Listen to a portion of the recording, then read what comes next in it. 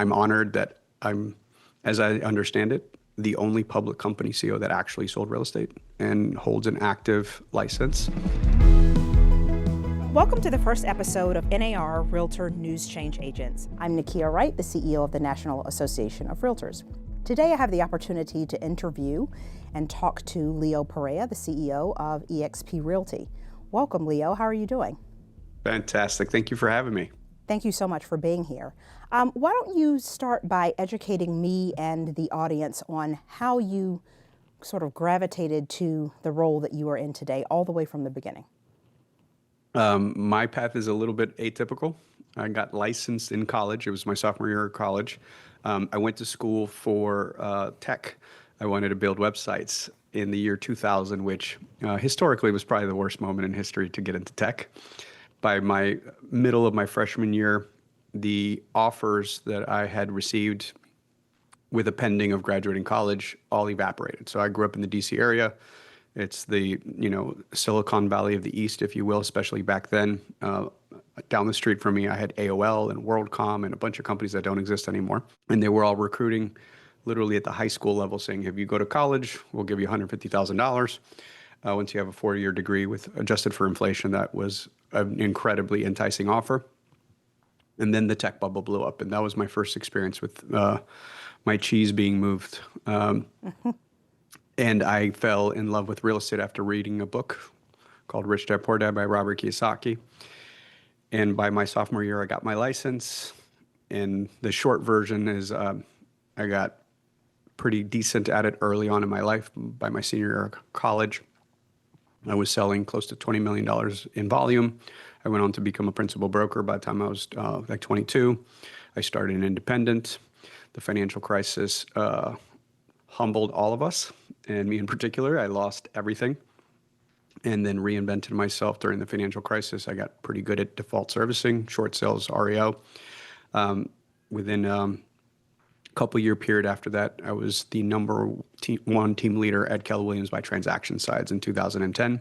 So I spent 15 years of my life as a practitioner, from a solo producer to a team leader.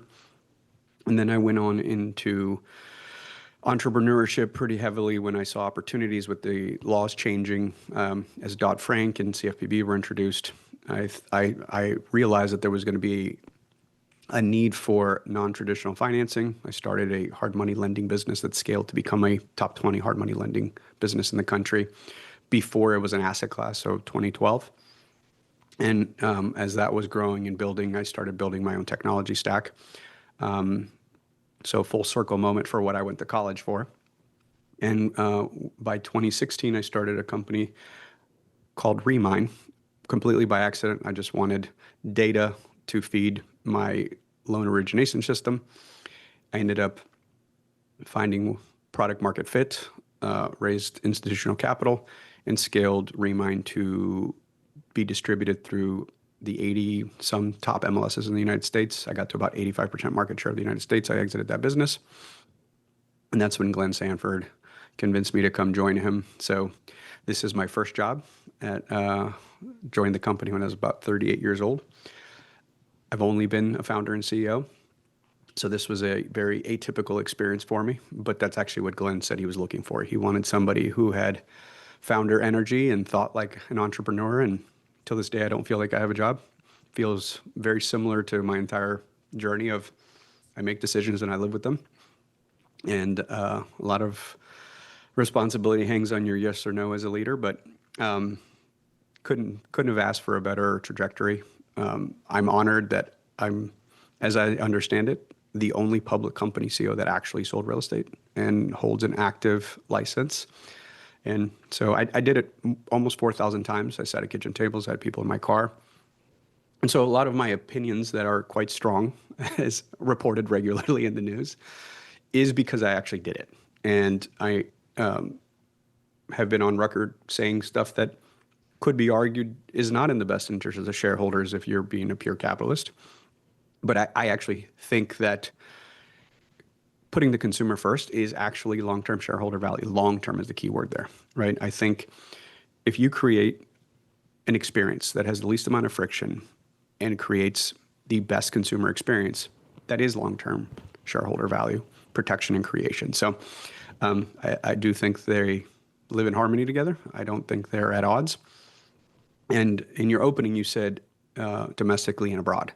So again, my perspective is different than some of the other folks that sit in similar seats to me because I do operate in 29 countries as a broker. So not as a franchisor or I sell territories. I actually support, fulfill, and operate as a broker in 29 countries. So lots of my opinions come from the context of, I know what it's like not to have some of the tools we have in North America to sell real estate. And that's the short version. First of all, that's incredible. I know that you are on the record many times saying it's an atypical path, but from my seat, it is an incredible, thought out, valuable path needed in this industry. I recall when I met you just over a year and a half ago, and there was something in the very short amount of time when I met you that showed me the breadth and depth of your understanding of the entire ecosystem. And it was only a few minutes worth of talking. And just based upon your prior experience, that really sort of shines through. I love that question because while it's simple, you begin to understand people's path to leadership and what that means. And I'll just say that I do wish that that were less of an atypical path because you have seen all sides of the hexagon, octagon, whatever you want to call the shape of the transaction and what that means. And so when I travel the country, a lot of people say that real estate has really changed over the last decade, more so than the time before that. In your time in real estate, would you agree or disagree with that? So this year is my continuing ed is due this month. I literally sitting here and I have my renewal letter from DPR of the state of Virginia, which I will do because I do like maintaining an active real estate license just to have the context of what the agents go through, see every day. And I talk to agents a lot. This will be my 24th year as a licensed professional. What I say has changed dramatically is the speed of which the transaction has evolved to. So go back to 2022 when I passed my test in October.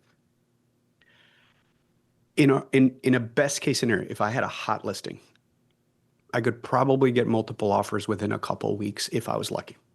And so pre-high-speed internet, pre-remote control in my pocket, right? And this is how old I am and how long I've been selling real estate. We actually had to drive to the physical office because it was the only one with fiber optic cable. My house was dial-up. And in order to access listings, it was precursor to online MLS. Felt like, best way to describe it, Nykia, was a library lookup system where I typed in something and gears came up on the screen. And then it was a result set that I printed to the printer. And the process was I would do that. And by the way, if I want to show houses on a Saturday, I had to start this process Wednesday at the latest because I then would print everything out, get it to my customer somehow. Then they would tell me which ones they wanted to see. I left a voicemail on my landline for the listing agent. The listing agent left a voicemail on the landline to the seller. And that dance took about 72 hours. So that's why it was important that, like, back then, if I didn't have my listing on the MLS by Wednesday, I basically missed that week. And then I scheduled the showings. I went to the showings.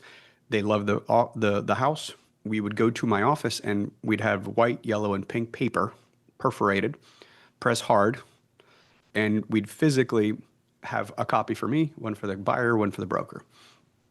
And my worst nightmare was the fax eating up that white copy because then I'd have to start all over again. And the contracts were about 6 pages. Then came high-speed internet. And that was a game changer because I could now access stuff from my house. And that's when, version 1 of Matrix in 2000, whatever came out. And it was widely adopted. And that we could email, we could call, and right at the same time, I got the first version of this thing. And now we had maps on our phone. And what's happened every year with every piece of technology that's come is the speed of the transaction. So what used to take me weeks then happened in days. Now, a well-priced property in any one of these United States can be listed on the MLS, disseminated to 400 websites, all of the syndication. The buyer can schedule the appointment using an online scheduling service with their listing agent. depending on how good of a how good of a job marketing the property the listing agent did, there could be a full Matterport, there could be a 3D tour, there could be long form YouTube video that's launched with that listing, whether it's super informative or just entertaining. And so the consumer can get a super deep visual perspective of the house and the neighborhood. And an offer can be generated using electronic documents within hours, right? And so the speed continues to change. And a pretty good example of that from a random moment in time, and this example is pretty real to me. In 2024, we haven't announced our 2025 specific numbers and real trends and everything else, but in 2024, we sold roughly 4.2 million homes, these United States. 2010, we sold roughly 4.2 million homes in these United States. In 2010, I was the #1 team leader on the planet at Keller Williams, 603 transactions. I was #1 at Keller and #5 on the Wall Street Journal. If I had been an EXP team leader in 2024, I would have been #17 at EXP. 603 units would have only made me 17. And on the Wall Street Journal, I would have been #77. So we've seen this concentration at the top of the super team. So I've been talking about the rise of the super team for 24 years because I literally have seen it progress every single year. In 2002, I think the #1 team leader, Keller Williams, did like 300 deals. And by the way, I was a 19-year-old kid watching from the front going, how's that even humanly possible, right? And it's, unified CRM systems, lead funnels, AI tracking the voice.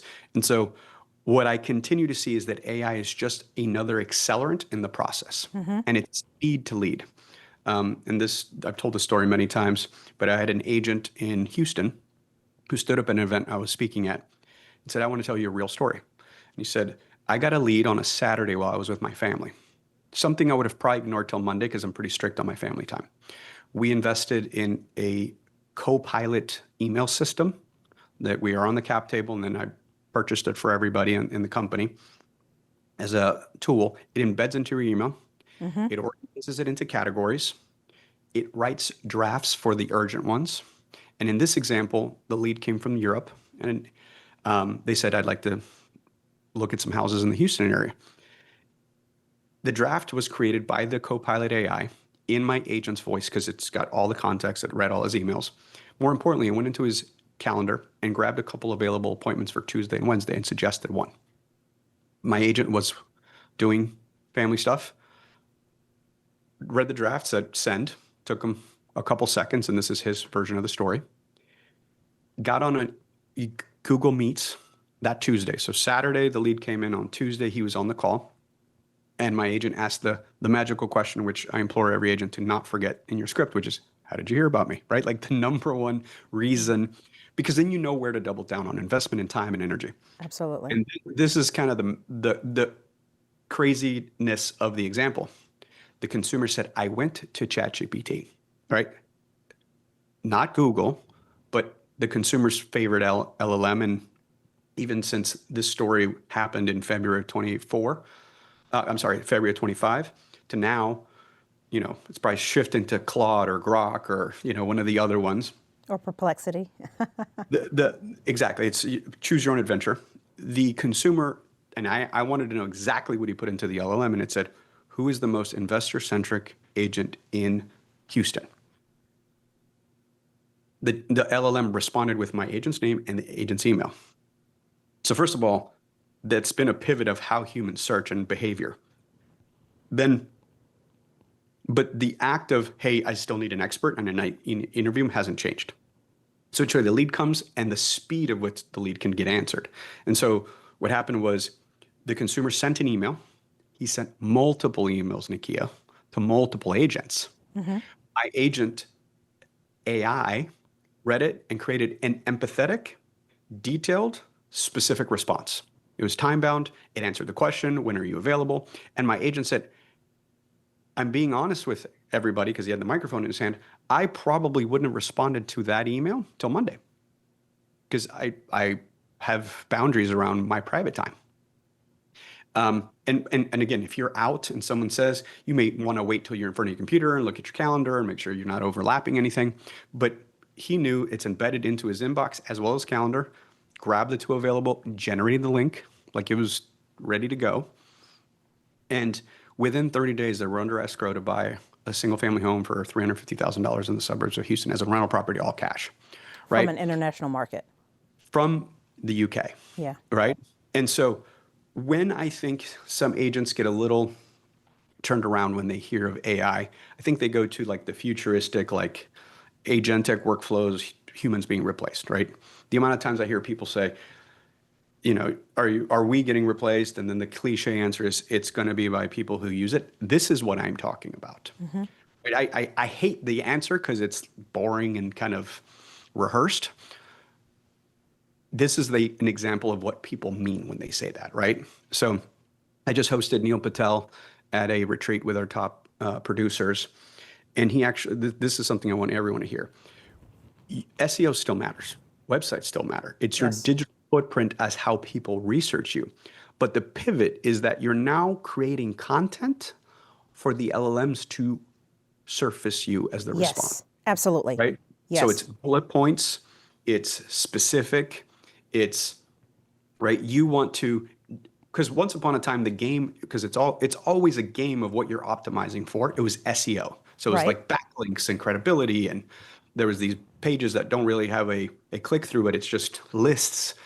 Now it's, are you formatting in a way for the robots to find your content to surface you as a response?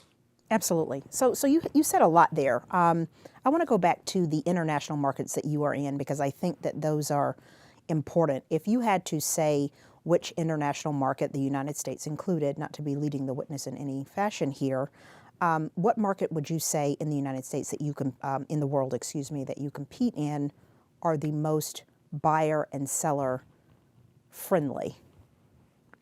Well, buyer friendly for the U.S. and Canada, right? Because those are the only two that have an organized MLS cooperative system where it's a transparent market. So, as of the recording of this podcast, specific time, so as of March 2nd of 2026, the assumption is if you go to any website that has IDX and or national feed, so at a national level, it could be Zillow, Redfin, Homes, Realtor, right? Like the top ones, or exprealty.com, kellerwilliams.com, compass.com, remax.com.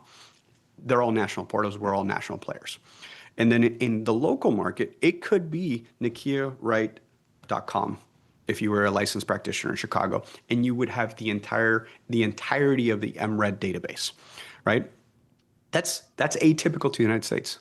That does not exist on any other part of the country except the US and Canada. So I'll go down the line. The most dominant country after that we're in is the UK. It's 6 years in the UK. I am the single largest broker by listings taken and listings sold by a single brand. So there is a conglomerate that owns multiple brands that obviously does more business than us, but as a single entity, I'm the largest in the UK now. There's absolutely no buyer agency in the UK. We have to contend with a portal called Rightmove, which is, in my opinion, effectively a monopoly. And if they're watching, I am saying it directly to you, Rightmove. I think you're a monopoly. They charge us per listing per month. Last year, I paid them over £2 million for 800 agents. So think about that in context for any broker watching this. And it's per listing per month active. And it's the only game in town. There is a distant second and third. One of the smaller ones is On the Market, owned by CoStar. But they set the price. They determined if they want to raise my rates. They've been raising them like 10% per year and have looked me in the eye and said, well, I'm going to raise them forever because I can, right? In the United States, we have portals that we produce all the content for, but they don't actually send me a bill. And that's a pretty big distinction. And so a consumer in the US and Canada is just used to having a single source of information. I did an event in the south of France a couple years ago. I know I have a rough life sometimes because we service the whole world. But I'll never forget, I was standing there at the reception and an agent ran up to me from Southern California. She's a native Southern California agent, sold a lot of houses in Newport Beach, moved to Antibes about 8 years ago. And she goes, I just want to tell you how horribly difficult it is to sell houses here. And she said, she specifically sells homes to expats moving to the south of France.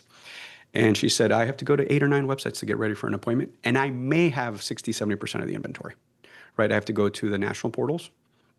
I have to go to the brokerage portals.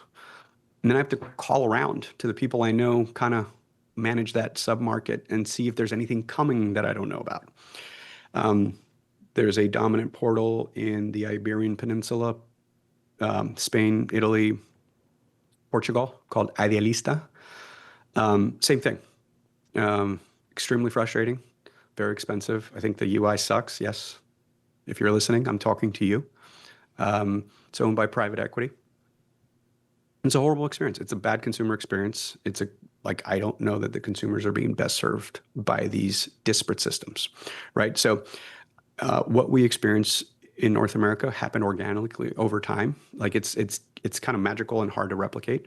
And I'm saying that from when I had Remine, I was invited by the Japanese government to come over and help them reimagine stuff. And we're the envy of the world in the transparency, the totality, and where I genuinely get worried for our housing market is, let's just assume that we start looking like the rest of the world. What the rest of the world has is a pricing problem. When you're not sure what stuff's worth, guess what financing looks like? It looks like 70% LTV, 60% LTV, 50% LTV. Because if you're not sure something worth 500 or 600, as a bank, you just go, okay, I'll lend you 50 cents on the dollar. Like if you put up half, I'll put up half. And maybe you go to 60 or 70 cents. But like normally when you put 30% down on the purchase price in cash verifiably, you're probably pretty insulated from risk, right? But like 96.5, 90-10, 95.5, all that disappears in a confusing, opaque market that doesn't have real-time data. So I think there are unintended consequences that some of the folks that are advocating for a different world just don't comprehend or don't care. That's interesting. I want to go back just for a minute to the AI conversation, not so much from the agent's perspective, because you have talked about how the time significantly decreased over time due to the advent of technology and the connectedness of the transaction. How do you think the consumer is growing with that knowledge? I'm hearing some anecdotes around the country of how consumers may be going to an LLM. They're not quite sure what the agent should be doing. The particular technology that the LLM is scraping may not have the most up-to-date information. So the consumer is getting a bit of ignorance in that response, and they're showing up to the agent or the team to try to deconstruct that. How do you advise your agents and advisors to manage the consumer's relationship with the LLM? Whether it's an LLM or, an overzealous father-in-law. I've kind of dealt with it my entire career. So a couple of things that I think are true.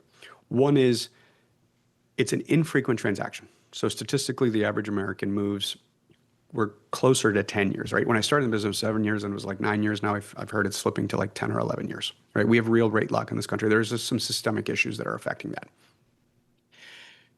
that. The average American moves 6 times in their life. 3 as a tenant, 3 as a homeowner. So your starter home, your move up home, your move down home. So what I do know is true is that every time it happens, the world is dramatically different. Dramatically different. It doesn't matter.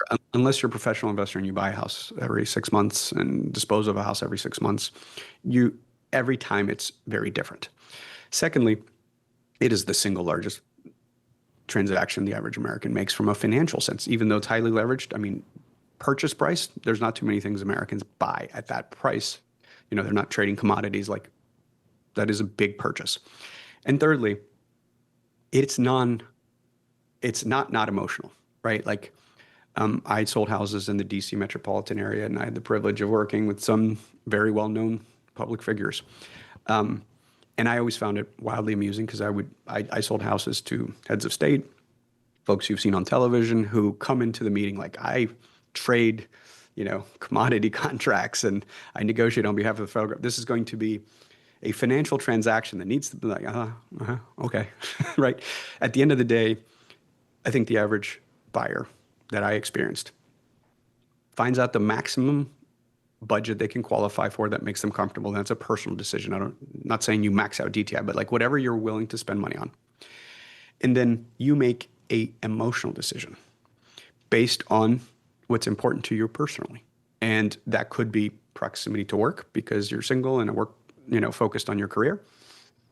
That could be proximity to mom because they're going to help watch your kids. Like my parents live 0.7 miles away. My parents were here last night, played in the pool with the kids. Like that is actually super important to me, right? It could be proximity to the school.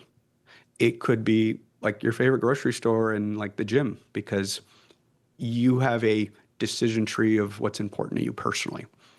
And so it is not a financial transaction. It is a deeply emotional transaction.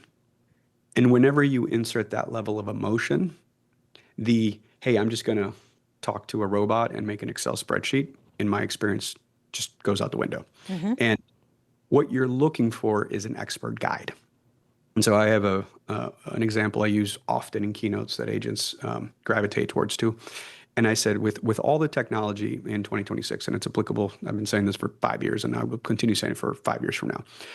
If I said, Nykia, you and I are going to go climb a peak, and let's just say we're going to do Everest, I can promise you that you and I can find all of the research we want on an LLM coupled with YouTube. I think between LLMs and YouTube, we're entering this fascinating era in life where the generalist and or the polymath comes back, right? Like if you look at some of the most celebrated historical figures, they were all polymaths. Leonardo da Vinci, Thomas Jefferson. They were good at multiple disciplines, but then the Industrial Revolution kind of glorified the specialist. Yes. I think that's coming back because I can become proficient in anything I want from my house. And I'm talking about cooking or spearfishing or the things that I've taken a personal interest since moving to South Florida. But whether or not you and I do the research on what diet to eat, what workouts to do, what gear to buy, the best waterproof GPS honing device when we're climbing the mountain, when we get to the base of the Himalayan mountains, I'm looking for a Sherpa. I don't know what you're doing. I think we're going to be recommended that we hire that local expert who grew up at the base of the mountains, done it 400 times. And not only to guide you, but to carry the weight. And when the storm comes, say, hold on, we're going to make camp here and we're going to wait it out. And to me, it's the expert ability to go, that's a settlement crack. We can get a engineer to come look at it, but I know what a settlement crack looks like versus like, that's wider than a quarter, right? I can stick a coin in it. Let me call a structural engineer. Let's get a second opinion. Like, can we negotiate, a credit, a discount, an insurance policy to really help you go through that, what could become a harrowing financial transaction. I moved from DC to South Florida about 6 years ago. I hired a realtor. And not because I don't know, by the way, I actually found the house that we bought on Remine. So self-plug to my technology. But at the end of the day, I didn't understand the customs of who pays for what. My agent was like, hey, you realize that if you're on that side of US 1 versus this side of US 1, it's like an hour difference in the morning. Like depending on which way the school is, we could be 0.5 miles away, but you could have added 30 minutes each way to your commute. And by the way, that was actually the lesson learned. I bought the house and the school was 3 miles away. And I was like, yeah, that's no big deal. It was a big deal. It was 45 minutes each way. We switched some schools the following year to one we can walk to, but that's what a local expert's there to figure out for you and give you all the lay of the land of the pros and cons. And even as someone who's done 4,000 transactions, that realtor being involved was a game changer, just even from the context and all the questions that needed to be answered. I'd never gotten a homestead exemption before. I didn't know what that was. And that one little thing that even with my understanding of real estate, that saved me tens of thousands of dollars per year just by someone saying, hey, take this form. Here's the form I need you to fill out at Miami-Dade County. Because by the way, you bought the house in November. If you don't do it by March 31st, you lose it for another 12 months and then they reassess your property. And there's no and by the way, I bought it in 2020 when COVID hit, and that could have reassessed my property to double the tax basis, right? So those are not inconsequential. And again, I am biased. I grew up doing it. I think it's an honorable thing we do. We also, I think, protect buyers and sellers from ending up litigating because it's so highly emotional for the two of them, right? So there is data. Actually, don't talk about this stat enough, but the percentage of FSBOs that fall apart once they're ratified and end up in litigation is substantially higher than representative transactions. So I'll pause there. No, that's great. That's great. So I know I want to honor your time. There are two sort of last questions that I want to ask you. One has to do with I have my own personal thoughts, but what are your thoughts about people's fear of consolidation in the real estate company market? And for people who are continuing to look around and may have a different sort of idea of where they want to be in the future and they want to explore your company, what do you say to them? How do they think about your company differently? Yeah, so one thing I say all the time is not everyone's for everyone, right? And so I'm actually quite hyper aware, right? Like currently today, I'm roughly 4% of your membership. In the history of organized real estate in the United States, a single brand, so obviously we now have some conglomerates, a single brand probably peaked at like 10 to 15%, and Keller Williams is probably still there. Like today, I think the last number you shared with me and their current agent count puts them at 10% of the market. And that was the absolute home run operator executor. There are roughly 150,000 agents. No other single brand comes close to that. But that means that 90% are not with them, right? That means that, we're still in a hyper local business. When I answer these questions, sometimes I end up headline news. I saw it in my inbox quoting me. And I recently said in an interview that when I look at history, consolidation begets consolidation. It is not an uncommon, directionally accurate statement. So go to the Gilded Age, the end of the 1800s in this country. We had about 118 railroads, and within like a couple years, we had 3, right? Same with oil companies. And the example I said on stage that ended up the headline that I've seen a couple times is, I said when I was a kid, there was a lot more airlines. And by the way, I said there's probably going to be 3. Doesn't mean there's only 3. My statement is more in line with there could be 3 brokerages in the next 3 to 5 years that have 60% market share, right? That are national players that own multiple brands with multiple models under them, because that's what tends to happen directionally. And what I tell my agents, what I tell folks that are interviewing to potentially work with us is you just got to find your tribe of humans, right? At the end of the day, I fundamentally believe companies are collections of human beings. And the beauty of this country is you have the choice and optionality to say, okay, these are my people.